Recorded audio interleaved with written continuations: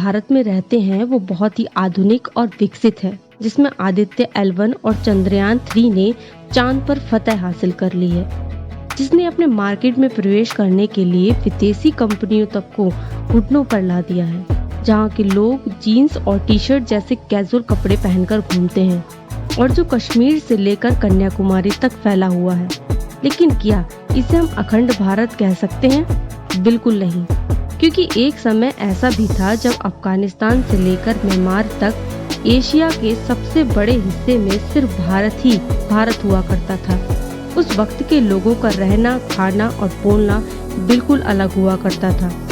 आपको जानकर हैरानी होगी कि इतने बड़े भारत में सिर्फ 17 करोड़ लोग रहा करते थे, जिनमें से 10% पुरुष और करीब 1% महिलाएं ही पढ़ी लिखी हुआ करती थी। शायद इसी वजह से मीलों दूर से आए अंग्रेजों ने हम पर राज किया। लेकिन क्या आपने कभी सोचा कि इस दौर में भारतीयों की जिंदगी आखिर कैसी हुआ करती थी और वो कैसे रहा करते थे?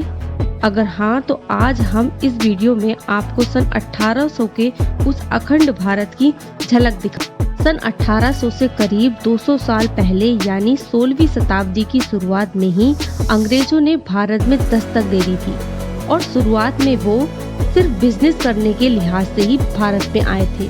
आपको बता दें कि भारत में कदम रखने वाली सबसे पहली उस ब्रिटिश टॉली के कैप्टन थे विलियम हॉकिंस, जिन्होंने 24 अगस्त 1608 के दिन सूरत के बंदरगाह पर अपना पहला कदम रखा था और कुछ ही समय में उन्हें ये अंदाजा लग गया था कि वे कूटनीति से पूरे भारत को अपने कब्जे में कर सकते हैं। 1631 में जब शाहजहां ताजमहल बनवा रहे थे, तभी अंग्रेज भारत में पैर पसारने की कोशिश में लगे हुए थे। उस वक्त छोटे बड़े राजाओं के अलावा 2 बड़ी सल्तनतों की हुकूमत चलती थी, जिनमें पहली थी औरंगजेब का मुगल राज्य और दूसरी थी मराठा साम्राज्य। ये दोनों शक्तियां इतनी ताकतवर थीं कि इनकी साम्राज्य को कोई अंग्रेज छू तक नहीं सकता था।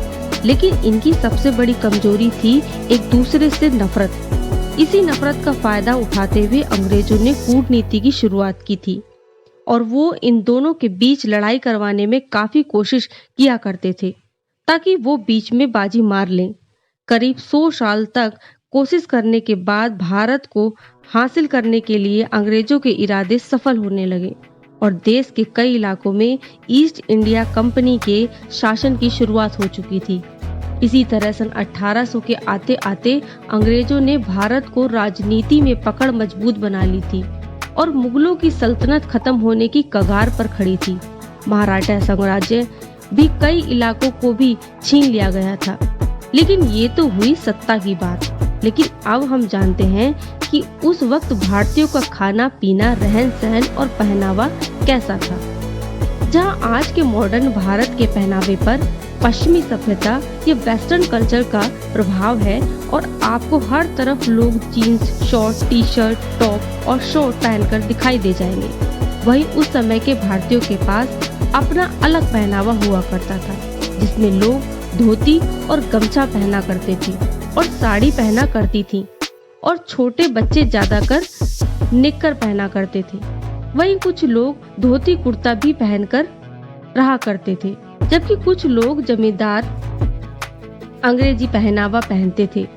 उस वक्त की तस्वीरों में आप देख सकते हैं कि भारतीयों को उनके स्वदेशी पहनावे में साफ साफ पहचाना जा सकता है। यहाँ तक कि आज भी राजस्थान और उत्तर प्रदेश में रहने वाले कुछ बड़े बुजुर्ग वक्त का सादा पहनावा पहनते हुए देखे जा सकते हैं। सन 1800 के आसपास भारत में टेक्नोलॉजी का तो नामो निशान ही नहीं था, लेकिन हर भारतीय का जीवन सुकून से भरा था। घास फूस और मिट्टी से बने घर भले ही कच्चे थे, लेकिन लोग बहुत ही सच्चे थे। यातायात के लिए सिर्फ बैलगाड़ी थी, लेकिन लोगों के शरीर में बहुत फुर्ती थी। जीवन को आरामदायक बनाने वाली चीजें भले ही कम थीं, लेकिन हर किसी के बीच भाईचारे की भावना थी। जमीन छोटी हो या बड़ी, ज्यादातर लोग खेती करना ही पसंद करते थे और उस वक्त भारत में ज्यादातर नील, कॉटन, अफीम, गेहूं और धान की खेती ही हुआ करती थी। जिसे किसानों से खरीदकर अंग्रेज ग्लोबल मार्केट में अच्छी कीमतों में बेच दिया करते थे। खेती के साथ किसान पशुपालन भी करते थे और जो लोग खेती नहीं करते थे वह अंग्रेजों की फैक्ट्री में काम किया करते थे। शाम होते ही सभी लोग अपने घरों में आकर भजन कीर्तन और सत्संग किया करते थे, जिसके लिए घरों में दिए जलाए जाते थे।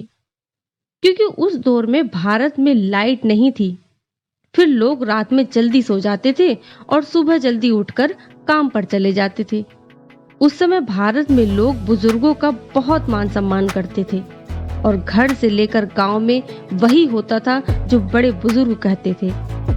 हालांकि वो एक ऐसा दौर था जब भारत में सबसे ज्यादा जातीय भेदभाव होता था और कहीं ना कहीं अंग्रेजों ने ही डिवाइड एंड रूल अपनाकर भारतीयों की एकता को भंग करने के लिए जातिवाद को और ज्यादा बढ़ावा दिया था।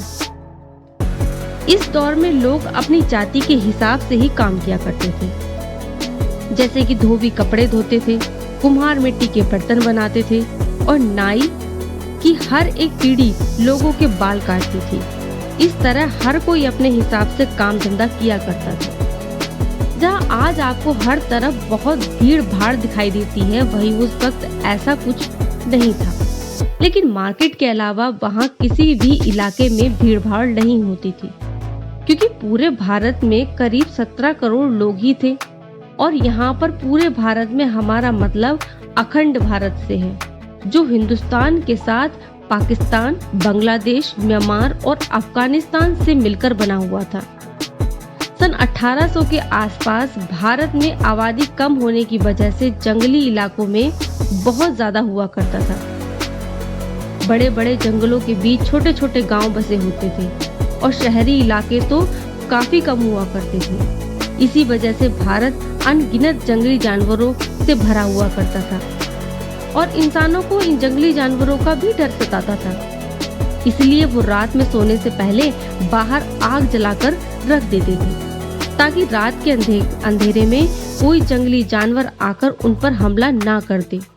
जबकि जंगल होने का सबसे बड़ा फायदा ये था कि पूरे भारत में प्रदूषण का कोई नामो निशान ही नहीं था। उपजाऊ जमीन ज्यादा होने की वजह से लोग पोषक तत्व से भरपूर खाना खाते थे, जबकि आजकल तो सब्जियां तक में केमिकल मिले हुए हैं। हालांकि सड़कें कच्ची थी, लेकिन लोगों की जिंदगी अच्छी थी। उस वक्त के भारतीयों की औसतन आयु ज्यादा हुआ करती थी। आज के समय जो बीमारियां आम हो चुकी हैं, उन्हें उस वक्त महामारी गिना जाता था, क्योंकि वो ऐसा दौर था जब भारत में विदेशी दवाओं की कमी थी।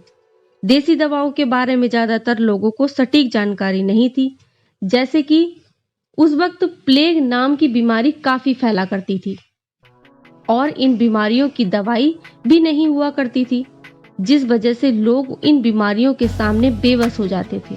हालांकि उस वक्त के भारतीयों की जरूरतें बहुत कम थीं, लेकिन उन जरूरतों को पूरा करने के लिए आमदनी भी उतनी ही कम हुआ करती थी।